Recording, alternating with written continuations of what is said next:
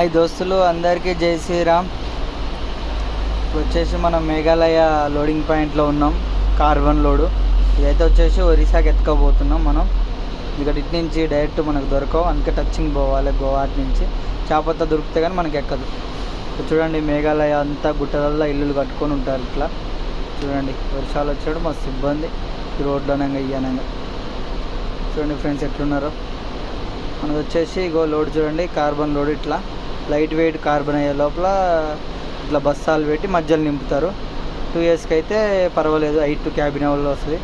1 years అయితే జర ఎక్కదు, కొంచెం హైట్ వస్తుంది అంతే.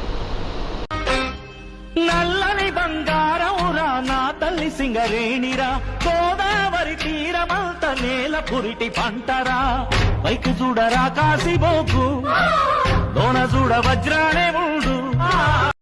ఓకే దోస్తులు, ఇక మనం పట్టా కట్టేసాం, ఇక కాంటాకి వెళ్ళాలి.